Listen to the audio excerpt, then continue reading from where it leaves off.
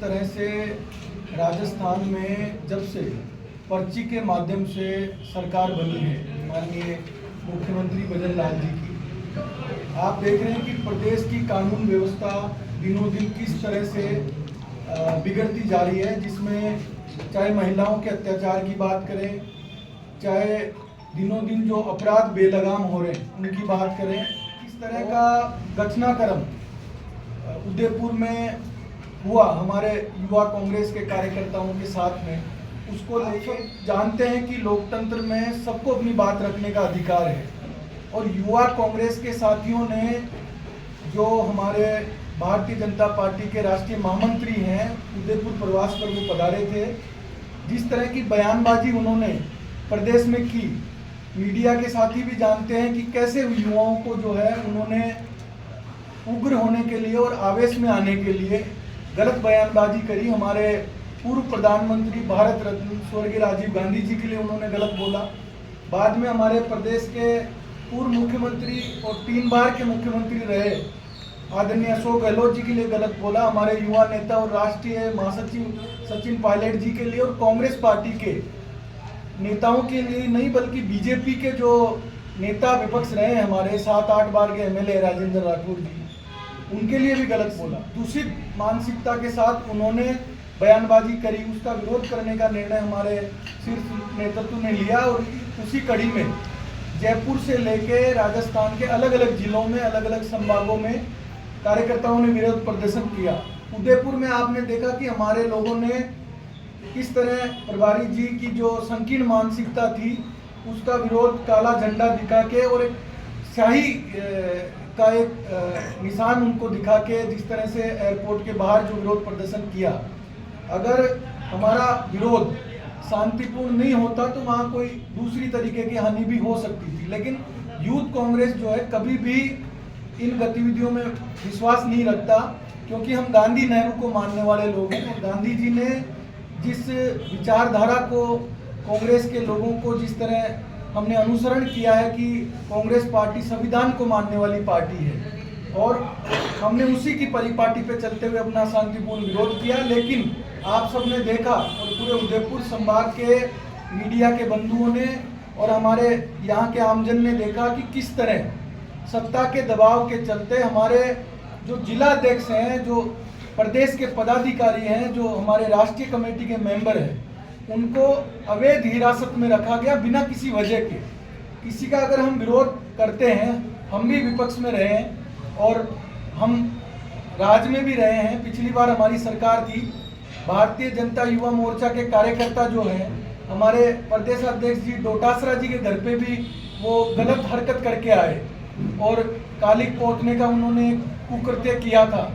तो आप सबने देखा कि कांग्रेस पार्टी ने कभी इस चीज़ पे भरोसा नहीं रखा कि हम जो है दूसरे रास्ते पे जाके उनको जवाब दें। लेकिन जिस तरह पुलिस प्रशासन यहाँ दबाव में आया, हमारे लोगों की अवैध हिरासत में रख के उनको जो है आज जमानत पे छोड़ा है मुकदमा लगा के, इस बात से जो है पूरा संगठन कहीं ना कहीं हमारे कार्यकर्ता जो है आक्रोशित हैं। और प्रभारी जी आपको सारी चीज़ें बताएंगे। 1-2 चीज़ मैं आपके बीच में रखना चाहूँगा कि हम सब लोग देख रहे हैं कि राजस्थान में जब से भजन लाल जी की सरकार आई है, खासकर युवाओं के लिए जो उन्होंने वादे किए थे कि हम लाखों रोजगार जो है युवाओं को देंगे, आपने देखा कि बजट में 1 लाख रोजगार की घोषणा करी, लेकिन अभी तक उनका वर्गीकरण नहीं किया गया कि कौन से विभाग में कितने पदों की भर्ती निकली जाएगी। जो कांग्रेस के राज में बेरोजगारी भत्ता मिल रहा था, आप सब जानते हैं कि बेरोजगारी भत्ता कांग्रेस ने शुरू किया था, आज वो भत्ता नहीं मिल रहा, ना स्कॉलरशिप मिल रही है।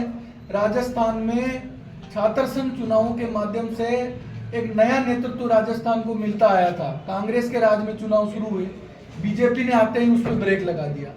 कोई भी शिक्षा मंत्री से लेके मुख्यमंत्री से लेके कोई भी व्यक्ति छात्र संघ चुनाव नहीं कराना चाहता। क्यों नहीं कराना चाहते? जिस तरह लोकसभा के परिणाम आए पूरे देश ने देखा, और खासकर राजस्थान की जनता ने जो मैंडेट दिया बीजेपी के खिलाफ, भजन लाल जी की और भारतीय जनता पार्टी की पूरा जो नेतृत्व है मोकलाया हुआ है। नौजवानों के खिलाफ निर्णय लेके आते हैं, कभी कांग्रेस राज की योजनाओं का नाम बदलने का काम करते हैं। तो इस तरह के जो जन विरोधी फैसले हैं उनको लेके यूथ कांग्रेस के कार्यकर्ता आने वाले समय में उदयपुर संभाग के हर जिले और विधानसभा स्तर पर सरकार की जन विरोधी नीतियों को लेके उनको घेरने का काम करेंगे, सड़कों पे आएंगे, हम ज्ञापन देंगे। गांधी पिछले 2 दिन पूर्व की घटना है, आप लोगों को पता है कि यूथ कांग्रेस के साथियों को किस प्रकार पुलिस ने हमारे जिला अध्यक्ष हर्षवर्धन को बीच रोड और रास्ते में केकड़ी के राह पर जब वो अपने परिवार के साथ जा रहे थे तो गाड़ी रोक करके ज़बरदस्ती वहाँ से अरेस्ट करके थाने लेकर आए। उसके साथ हमारे और भी पदाधिकारी जो यहाँ पर हैं, रवि जी, राहुल खान जी और भी जो हमारे साथी सारे लोग, लगभग 13 लोग, लव चौधरी, यशपाल, किस प्रकार से उनको अरेस्ट किया गया कल। और अरेस्ट करने के बाद जो रवैया प्रशासन ने अपनाया उनके साथ, वो बिल्कुल ही गलत है और वो एक्सेप्टेबल नहीं। इस देश में, और ये देश संविधान के आधार पर चलने वाला देश है, हम सब संविधान को मानने वाले लोग हैं। संविधान ने ये अधिकार दिया है कि हमें हमारा विरोध अगर दर्ज कराना है तो हम अपने विरोध को दर्ज करा सकते हैं। लेकिन ये कहाँ का न्याय है कि अगर आप विरोध दर्ज कराओ तो युवाओं के ऊपर, एक तो आप उनको रोजगार नहीं दे पाते हो, लेकिन अगर युवा आप विरोध करता है तो उन सभी के ऊपर आप मुकदमे दर्ज करते हो और उसे कोर्ट से जाके जमानत लेना पड़ता है। तो आज जो बीजेपी के प्रदेश प्रभारी राधे मोहन अग्रवाल जी हैं, जो पिछले 2-4 दिनों से राजस्थान में आकर निरंतर गलत बयानबाजी करके कहीं ना कहीं युवाओं को उकसा रहे हैं और कांग्रेस पार्टी को बदनाम कर रहे हैं, कांग्रेस पार्टी के नेताओं को बदनाम कर रहे हैं। आप सभी के माध्यम से यूथ कांग्रेस का प्रभारी होने के नाते मैं उनसे ये कहना चाहूँगा कि जो कार्य और जो वातावरण आप राजस्थान में बनाना चाह रहे हो, अगर वो वातावरण, आपकी नीयत जो नफरत फैलाना आप चाह रहे हो, अगर वो राजस्थान में बड़ा रूप ले लेगी राजस्थान के साथ, तो उसे आप नहीं संभाल पाओगे। ये बड़ा ही मोहब्बत वाला प्रदेश है, अतिथि देवो भव यहाँ पे लोगों का बिलीव है। ऐसे प्रदेश में आके अनार्गल बयानबाजी करना, एक नेताओं के बारे में अभद्र टिप्पणी करना, ये प्रदेश बिल्कुल भी बर्दाश्त नहीं करेगा। आप बड़े बुजुर्ग हैं और आप एक पार्टी के मार्गदर्शक और प्रभारी बनकर यहाँ पर आए हुए हैं, तो सबसे पहले आपको अपने पार्टी की ओर ध्यान देना चाहिए और उन्हें सारे ज्ञान देने चाहिए। आप कल के बयान में उन्होंने कहा कि अगर उनके ऊपर कोई भी हमला होता है, कोई भी दिक्कत होता है, तो उसका जिम्मेदार कांग्रेस पार्टी होगी, कांग्रेस पार्टी के नेता आदरणीय सचिन पायलट जी होंगे। जिस प्रकार से वो बीजेपी के भी नेताओं के खिलाफ बयानबाजी कर रहे हैं, अपनी पार्टी के खिलाफ उल्टी सीधी बातें कर रहे हैं, अगर वो कार्यकर्ता आहत हो गया और उनके साथ कोई बदतमीजी कर दिया तो फिर वो जिम्मेदारी कांग्रेस पार्टी और कांग्रेस पार्टी के नेताओं की थोड़ी ना होगी। वो तो आपका विवेक है कि ऐसे प्रभारी के रूप में आपको कैसा बर्ताव रखना है, क्या बोलना है, क्या बातें नहीं करनी है। आप प्रदेश में आते हो, रूलिंग पार्टी के प्रभारी हो, आप यहाँ पर आके बोलते हो कि आपके लिए सुरक्षा में चूक है, आपके पास सुरक्षा नहीं है, तो आपको तो यूथ कांग्रेस का धन्यवाद देना चाहिए कि यूथ कांग्रेस ने विरोध दर्ज कराया, तब जाकर आपकी पार्टी की सरकार और आपके पार्टी के लोगों को लगा कि आपको सुरक्षा व्यवस्था देनी चाहिए। तो ऐसे बयानबाजी से इतनी बड़ी पार्टी के प्रभारी को बचना चाहिए। उनके पार्टी, उनके आगे, वो उनके कृत्य से उनके पार्टी के लोगों को सीखना है और वो ऐसा नफरत फैलाएंगे अगर यहाँ पर आकर राजस्थान में, तो दिक्कतों का सामना उनको भी करना पड़ेगा और उनकी पार्टी को भी करना पड़ेगा। उन्होंने एक बात कही कि भाजपा के कार्यकर्ता और भाजपा के लोगों की सहन शक्ति टूट जाएगी। अब ऐसी कौन सी सहन शक्ति है भाजपा के लोगों की और कार्यकर्ताओं की जो टूट जाएगी? वो किस प्रकार की धमकी देना चाह रहे थे कांग्रेस पार्टी के कार्यकर्ताओं को और यूथ कांग्रेस के लोगों को? तो मैं बताना चाहूंगा आप लोगों के माध्यम से, हम राहुल गांधी जी के सिपाही हैं, कांग्रेस पार्टी के सिपाही हैं। वो राहुल गांधी जिसको लेकर आपने हजारों करोड़ों रुपए लगा दिए बदनाम करने से, उसको डराने के लिए ईडी तक फर्जी मुकदमे के नाम पर ईडी का भी खौफ दिखाया। उस राहुल गांधी के हम सिपाही हैं, उस कांग्रेस पार्टी के सिपाही हैं, और उन्होंने हमें सिखाया है कि डरो मत।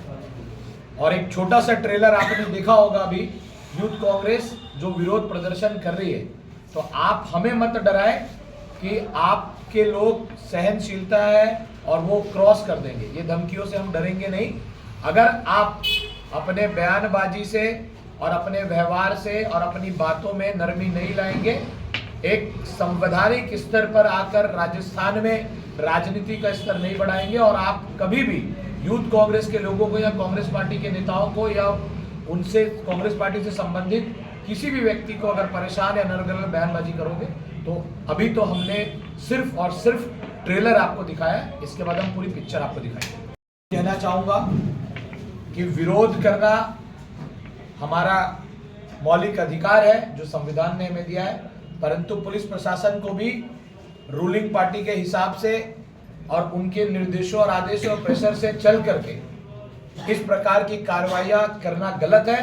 ये मत भूलें कि कल सरकार हमारी थी, आज उनकी है, कल फिर हमारी होगी। साथ ही हमारे 13 साथियों को रात भर थाने में बैठाया गया, उनके साथ जो व्यवहार किया गया और जो सारी चीज़ें उनके साथ कृत्य हुई, वो बड़ी ही उसकी निंदा करते हैं हम।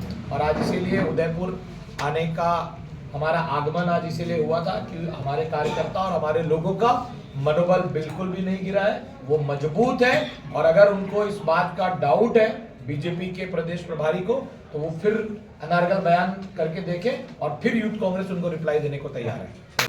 तो ये एक बरगलाने की और यूथ कांग्रेस और कांग्रेस को बदनाम करने की भी बिल्कुल मुकदमा दर्ज किया है।